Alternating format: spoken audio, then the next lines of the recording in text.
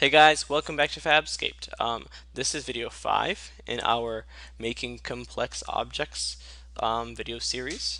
In the past videos we've talked about things from grouping to merging to to drawing cool shapes and to basically making all kinds of relationships between geometries. And in this video we'll talk about breaking apart an object or an already created object and also linked offset.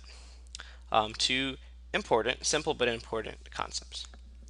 Um, so breaking apart, if you remember one of the first videos we did, there was a situation where we had a house and the house had a window and we wanted to get the window by itself.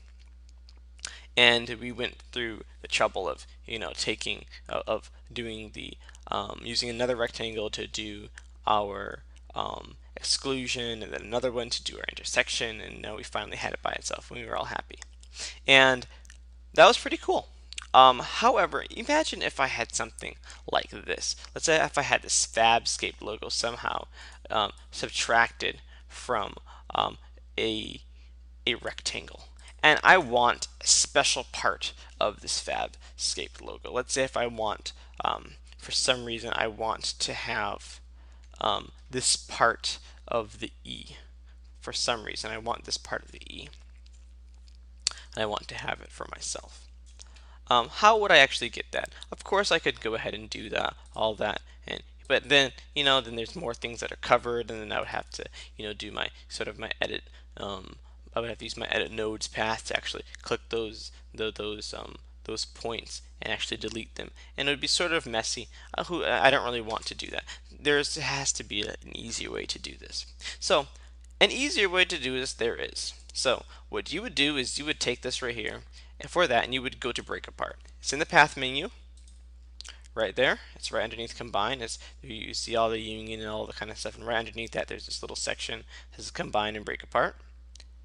We can go ahead, click break apart, and what break apart does is it basically turns the entire object into all the little paths that it's made out of. So I have my rectangle. It's made of my rectangle. I can delete my rectangle. I don't even want it.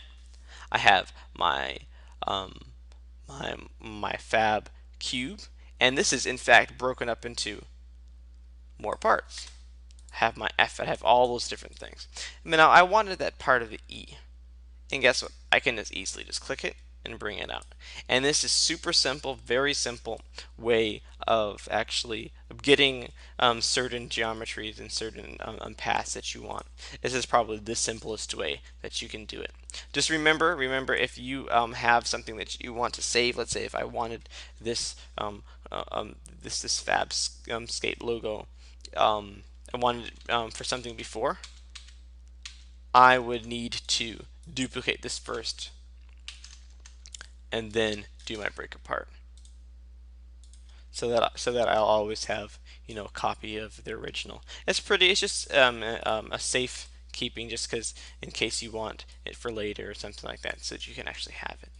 I can go ahead and I can delete these guys. Now I have this part that I want, and it's the exact same part as this, and I can use this for whatever I'm looking for.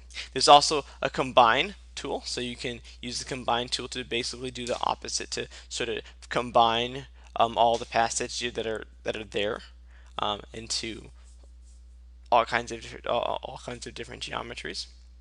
I'll sort of do the inverse of what we just did here. Alrighty, now we need to do something else. How about linked offset? What's linked offset? So imagine if I've made a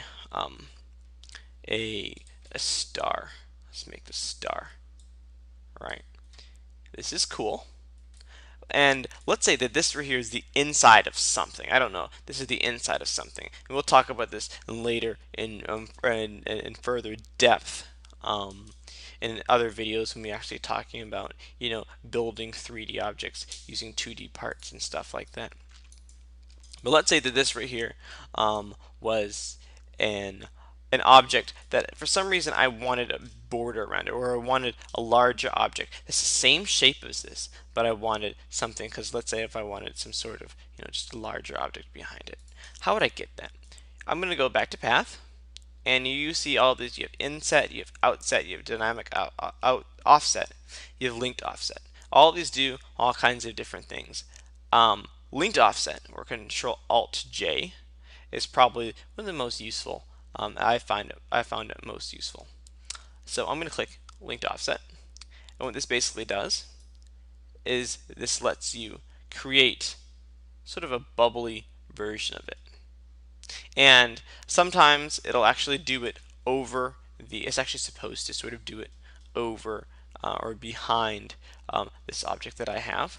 But sometimes it doesn't do it depending on what your shape is. In fact, I'm going to get it so it actually does what it's supposed to do. I'm going to delete it, and I'm going to take this right here, and you can actually objectify this. So you see how this right here is still a star. It still behaves like a star and does all the starry things.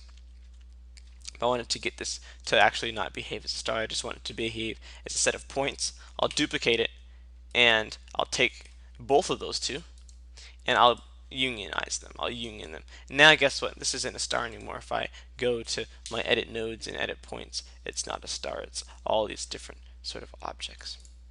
So now let's do that again. Let's see what we can do here. I'm going to click this guy.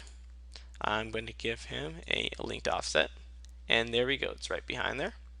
I can set the size of this to bigger, a little bigger, and I can give it a color and do whatever I want. Now this is pretty essential. This is pretty cool, especially if you're doing press fit or something like that. And we'll talk about stacking in later videos. And this right here will be something that's very important when we're doing stacking, because you can put tabs out here in this thing right here, and then you know that the inside is still going to be this shape, and you can just turn this right here white and turn another part black, put tabs in there, and you can just make as many of them as you want and make the rods to go through. We'll talk about all this kind of stuff. Just a little sneak peek of what we're doing. But this right here again is another way to make complex shapes. You can let's ungroup these guys, and we can move this out of here. And in fact, I want to move him out, but it's okay. He'll be fine the way he is.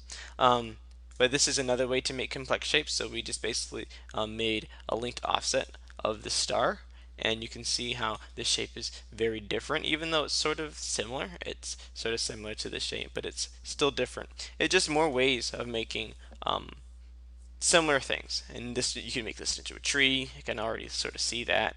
You can do all kinds of stuff. Alright, this is the end of this video. I'll be back in the later videos talking about more how to make more kinds of objects and how to do press fit and all kinds of stuff. I'll see you then.